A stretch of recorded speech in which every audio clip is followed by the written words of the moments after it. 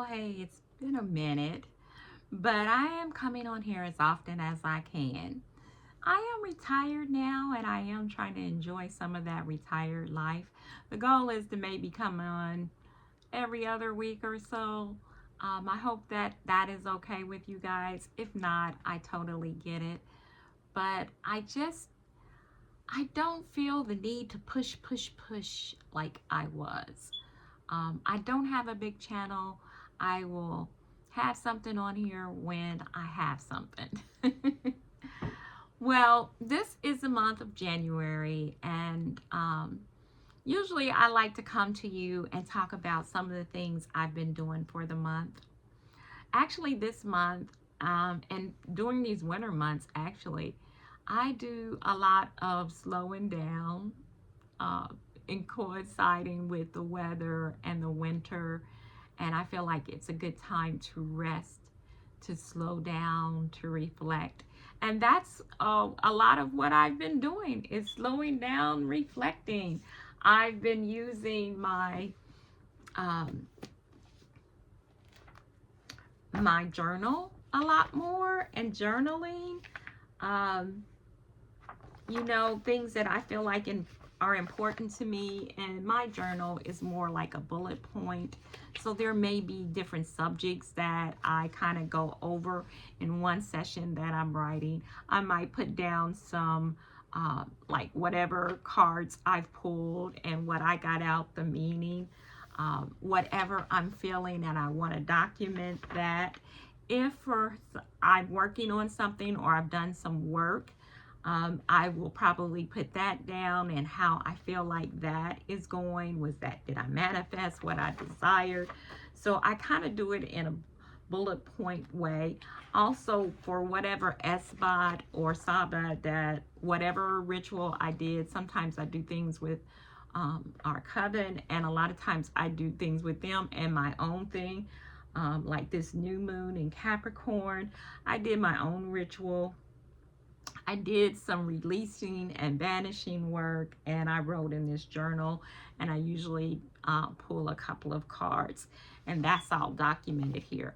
I have found doing the bullet point thing is working better for me, so I do have a journal that just is a journal of my thoughts and what's going on, I guess. And I got a new grimoire. Now this is where and I haven't really done a lot with this yet. I did for the new year I usually pull 12 cards, one card for each month. And I did document my New Year's spread in here and what I got from that. But this is the grimoire where I basically, any spells, information, all of that goes in here. Chants, just the stuff that you put in your grimoire. So I do kind of keep them separate. So that is my new grimoire. The other one, I usually do a new book every year because I like to go through that year, look at what I've gotten in there. Sometimes if I've attended a class or something, I'll put that, any notes of that in my grimoire. I will be the first to tell you, like, I don't have those perfect, picture perfect grimoires and journals that people have. I write in them. It really isn't a lot of pictures, it's more writing. And if I mess up, I may scratch that out. I don't know if anybody else is going to go through this, though I feel like I have a lot of information packed things in both. But that just makes it more personal to me. We mess up and it's okay in our life, and it is what it is. That's just authentically me. I'm not very artistically inclined. If I was, I'd have pictures. Now I may put some stickers in there here and there when I have stickers or I see something cute that I like. I'll put some in there. But it's very simple and geared toward what works for me. So those are some of the things that I'm working on. As far as it's been over 13 weeks, I think, but close to 13 or more weeks, a curriculum where I did research and I treated it just like I was going to a class where I read, I had assignments, I tried different spells and workings with the, I kind of went back over some basics with hoodoo.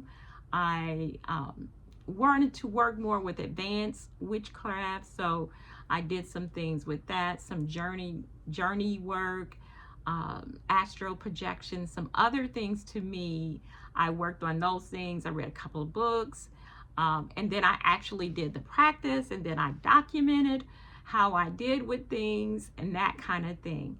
I also wanted to work with the goddesses that I work with, and so I did a 30-day, I called it Coffee Tea Goddess in Me, where I did with different goddesses a journal, and sometimes they were not always 30 consecutive days, but it has been 30 days. I am on day 26 with Hecate. And what I do is I sit quietly and I just let a message come to me that I believe comes from them, a download per se. And, I write what I hear in my mind's eye, or mind's ear, as it were. And the messages are pretty personal to me. And I enjoy that. Day one, I'm going to go ahead and read a little bit of it. This is what I feel like I got from her. Dearest one, I look forward to this journey of understanding me better through your own personal gnosis.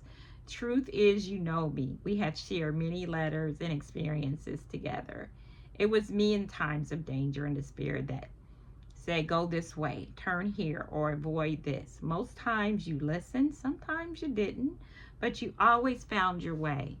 I like your courage to find your own way. Most times I have been a supportive presence, a listener, a guide.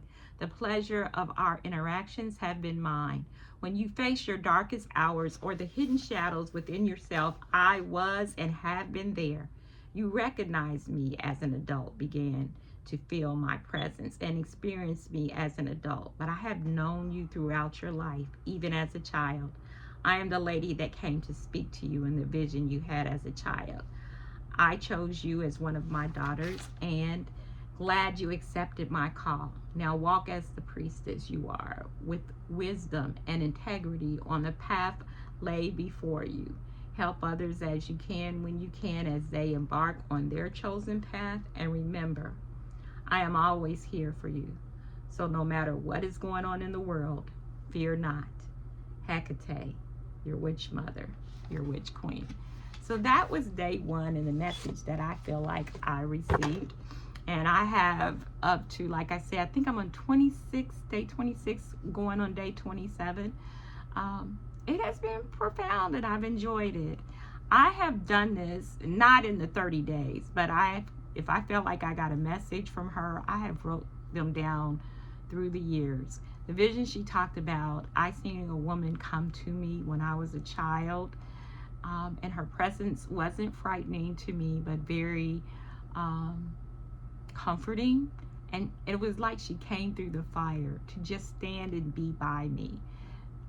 She didn't, like I said, I never felt frightened or anything. I just felt her presence. So I feel like that was a confirmation that she was and will always be there. That I feel like those who follow her, she will be there for you, always. As long as you accept her, she will accept you. So I got that. Then every month I work with certain decks. And this month I have worked with an oracle deck that actually I heard another influencer on YouTube talk about. It's called Soul Cards. These cards do not have words or anything. And I'm just going to show a few of them. You have to get what you get, the message that comes to you from the images that you see. And I love these images. And I get a lot of messages from them. I don't always write down every day the card or whatever I pick. I leave them up for a day or two to kind of meditate and think over and think on the card. So that is what I did with these. Now, it was a couple of messages that I got that I really did want to write those messages down, and I did in my journal, like I said. The other deck I worked with, I love my Oracle decks. I just seem to get more from them, but I mean, I just love cards and divination, period. So I still like my tarot decks, and I feel like my practice in divination is definitely improved over the last year. The other deck that I have worked with is called Solitary Witch. That's the book. And I'm just going to show a couple of these. These are, I just love these cards. Nothing, to me, they're pretty simple. They have a simple sentence or message at the bottom, but they kind of go over your practice and with different symbols and what those symbols could mean to you. Like sometimes it'll have a broom or a wand or, you know, some of the things that we use. It'll show a moon or the sun or working with the elements. It's just, they're beautiful. The artwork is, you know, working in your garden, and then there will be this profound message with I love this one, Maiden Mother Crone, and how that works in your life. So this deck has been so, like I said, the messages are simple, but I find there's sometimes, if you look, a deeper message in things of what we call a simple nature. Sometimes it's a very profound message in the simplicity of things. And then, oops, I dropped that. I ain't gonna worry about it. I'm not gonna show it, but I've been working as far as tarot goes with the Everyday Witch, and this is the card I picked today. And it is the Knight of Cups.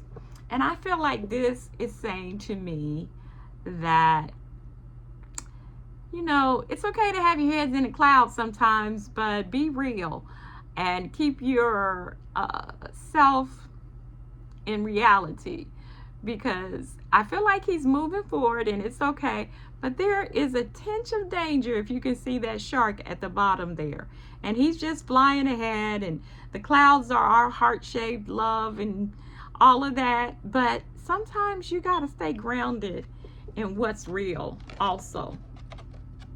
Nothing wrong with sometimes having your head in the clouds, but know that life is real. It is that.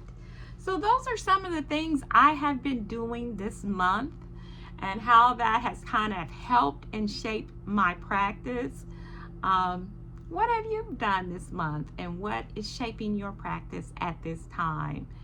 Share it in the comments below. I will talk to you soon. Bye-bye.